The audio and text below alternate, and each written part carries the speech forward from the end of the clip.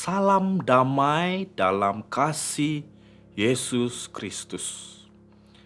Hari ini, marilah kita renungkan ayat-ayat yang terdapat dalam Injil Markus pasal 8 ayat 27 sehingga 30. Tema renungan kita hari ini, hadapi keraguan, mantapkan identiti dalam Kristus. Dalam ayat ini terjadi sebuah peristiwa di mana Yesus sedang bertanya kepada murid-muridnya tentang identiti dirinya. Yesus bertanya, "Menurut orang aku ini siapa?" Dan murid Yesus pun menjawab, "Ada orang kata kamu ini Yohanes Pembaptis. Ada orang kata kamu ini Elia. Dan ada juga orang kata kamu ini seorang nabi." Dan Yesus bertanya kepada mereka semula, "Menurut kamu, aku ini siapa?" Dan Petrus menjawab, "Engkau ialah Kristus ataupun Mesias." Jemaat Tuhan sekalian, perhatikan keberanian Petrus. Petrus berani memberikan jawaban yang tegas dan jujur, walaupun orang di sekelilingnya ataupun rakan-rakannya ragu-ragu dengan identiti Yesus. Tetapi Petrus dengan tegas menyatakan bahwa Yesus adalah Mesias. Teladan Petrus ini mengajarkan kepada kita bahwa sangat penting bagi seorang Kristen memiliki keyakinan yang kukuh dalam iman kepada Yesus Kristus. Bukan sahaja iman, sebagai Kristen kita juga harus bersedia untuk menyatakan kebenaran identiti tentang Yesus Kristus kepada orang lain.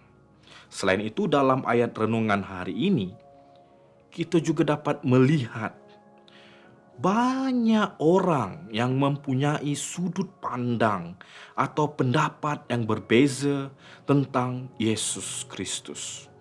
Begitu juga dengan kita pada masa ini. Setiap hari, daripada pelbagai media massa, daripada sahabat-sahabat jiran-jiran kita berhadapan dengan pelbagai pendapat, pelbagai pandangan tentang siapa itu Yesus Kristus. Ada yang cakap Yesus itu hanya manusia. Ada yang cakap Yesus itu nombor 2. Ada yang cakap Yesus itu bukan Tuhan. Tetapi, seperti murid-murid Yesus, kita harus sadar bahwa yang paling penting adalah apa pendapat Anda sendiri tentang Yesus. Perjalanan rohani kita sama dengan perjalanan rohani murid-murid Yesus. Kadang-kadang dalam hidup ini ada saja yang mencetuskan keraguan kita terhadap identiti Yesus Kristus. Mungkin dari pengaruh luar seperti media sosial ataupun orang lain, juga mungkin dari dalam hati kita sendiri yang meragui Yesus Kristus.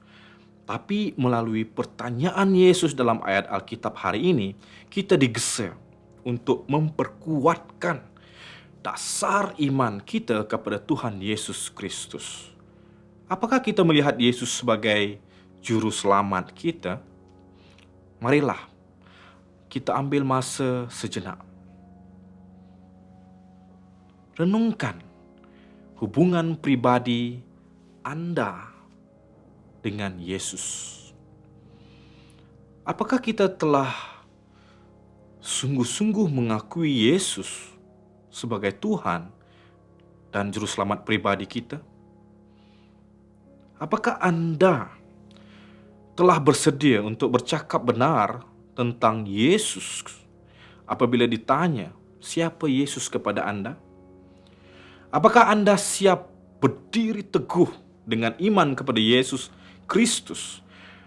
Walaupun pada masa itu Anda sedang menerima tekanan yang kuat dari luar.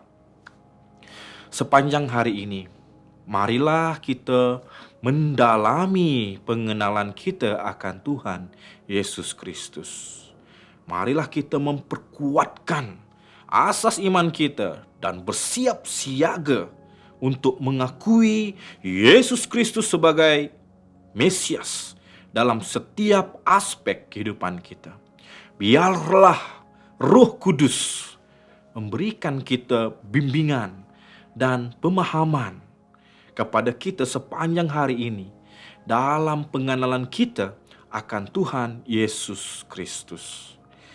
Jadi, jemaah sekalian, ingatlah, hadapi renungan, hadapi keraguan, mantapkan identiti dalam Yesus. Tuhan memberkati kita semua.